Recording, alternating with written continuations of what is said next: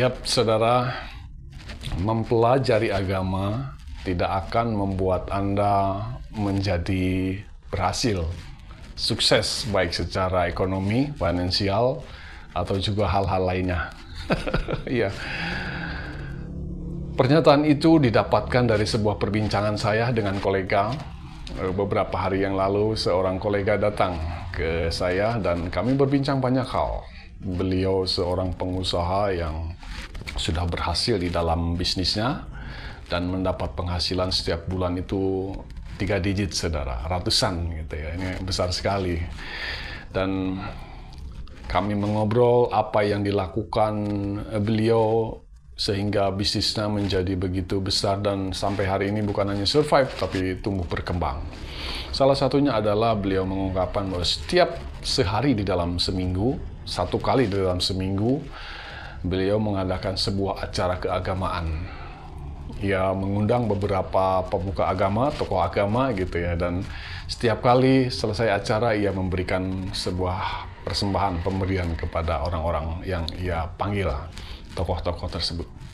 Dan satu ketika perbincangan itu sampai kepada sebuah kalimat yang beliau katakan, mengapa ya orang-orang yang mempelajari agama dengan tekun, bersikap saleh, tetapi kehidupannya cenderung susah. Ya saudara, lalu saya tersenyum mendengar perkataan tersebut dan saya membalasnya dengan sedikit berkelakar, tetapi sebenarnya serius. Saya katakan, ya karena mereka tidak melakukan apa yang Pak Haji lakukan. Dan beliau setuju dengan perkataan saya tersebut. Saudara, pada kesempatan kali ini saya akan melanjutkan tema video sebelumnya, di mana di akhir video saya mengatakan saya akan membahas bagaimana kita mengembangkan, memultiplikasikan apa yang ada pada diri kita sehingga menjadi lebih banyak dan lebih banyak lagi, bukan malah berkurang. Bagaimana menjadi orang yang dapat dipercaya?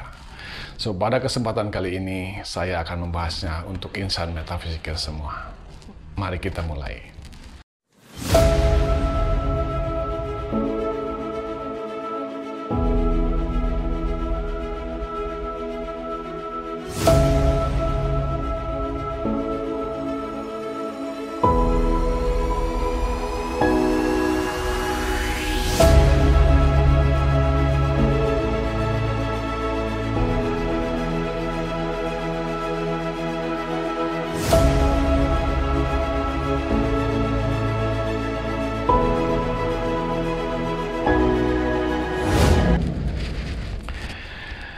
Yap, saudara, di dalam mempelajari agama, Anda akan mendapatkan banyak filsafat di dalamnya. Itu bermanfaat untuk menambah wawasan, untuk menambah pengetahuan secara religi, secara spiritual gitu ya. Tetapi hal tersebut tidak serta-merta memberi efek baik kepada Anda dan saya. Maka selain kita mempelajari, mengkolek filsafat di dalam yang terdapat di dalam kitab suci, tetapi ada hal esensi yang terkandung di dalamnya yang harus kita praktekkan dan lakukan di dalam kehidupan sehari-hari. Karena filsafat saja tidak cukup. Filsafat harus diiringi tindakan-tindakan yang selaras dengan filsafat itu sendiri atau pengertian yang terdapat di dalamnya. Saudara, di video sebelumnya saya mengatakan bahwa untuk membuat kita menjadi bertumbuh di dalam apa yang namanya kepercayaan yang kita terima dari Sang Pemilik kehidupan ya. Kepercayaan itu bisa berupa kesehatan ya, seperti kemudian harta benda, kekayaan, ilmu gitu ya. Itu akan bisa menjadi hilang atau bisa menjadi bertambah. Tergantung apakah Anda menjadi pribadi yang dapat dipercaya atau tidak. Nah, pertanyaannya seperti apa menjadi orang yang dapat dipercaya? Saya akan membahas katakan dari sisi ilmu saja ya, dari sisi pengertian. Di dalam berbagai kitab dikatakan, beritakanlah itu walau hanya sedikit.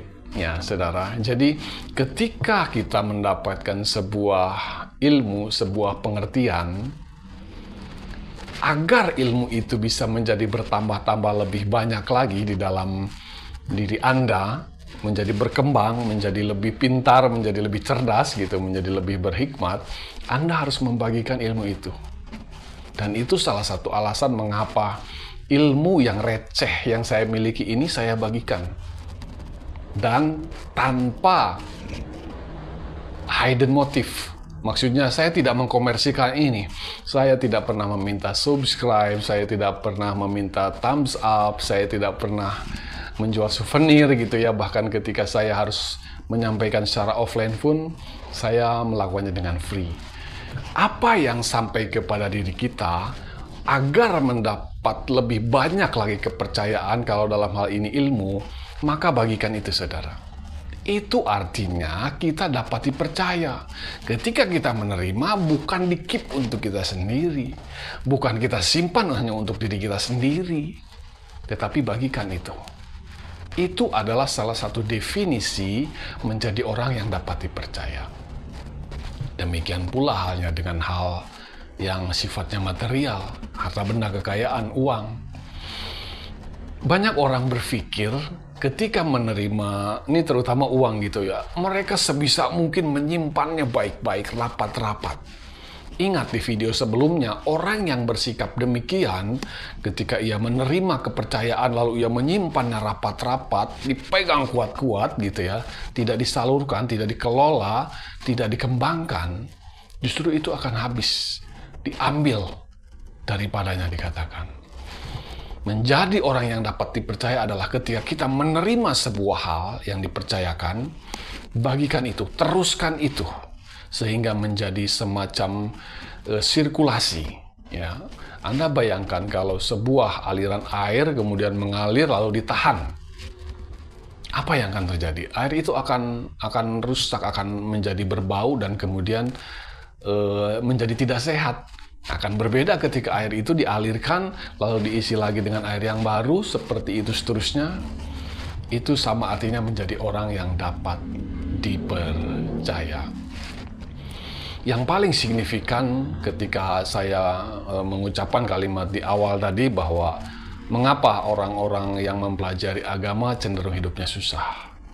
Karena mereka menjadi orang yang kurang dapat dipercaya, atau secara kasarnya tidak dapat dipercaya. Mengapa? Kolega saya, mengapa bisnisnya semakin berhasil dan berkembang pesat? Ia melakukan banyak pemberian, sedekah. Ia mengatakan itu, ia sharing dengan saya bahwa ia harus bersedekah, memberi, dan memberi. Tetapi apa yang dilakukan oleh guru spiritualnya, guru agamanya justru tidak. Mereka cenderung tangan begini, bukan tangan yang begini. Ya, saudara mengerti ya istilah ini. Itu salah satunya, saudara. Jangan pernah sekalipun ada rasa takut habis di dalam diri Anda ketika Anda menerima sesuatu yang dari Tuhan. Kebanyakan orang yang tidak dapat dipercaya adalah orang yang takut. Takut habis ketika ia memiliki sesuatu untuk diberbagi kepada pihak lain, itu takut habis. Takut tidak mampu mencukupi kebutuhan dirinya. Sikap seperti itu adalah sikap yang tidak dapat dipercaya oleh Tuhan. Dan itu akan memberi implikasi, apa yang ada pun akan diambil kembali oleh sang pemberi kepercayaan. Maka itu sebabnya kehidupan seseorang yang tidak dapat dipercaya, sekalipun ia mempelajari banyak filsafat, banyak pengertian, banyak ilmu dari bidang agama dan lain-lain, justru kehidupannya susah.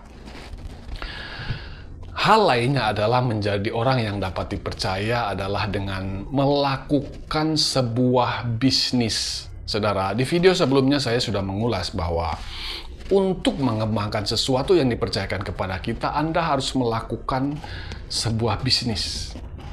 Saudara, saya berani cek fakta.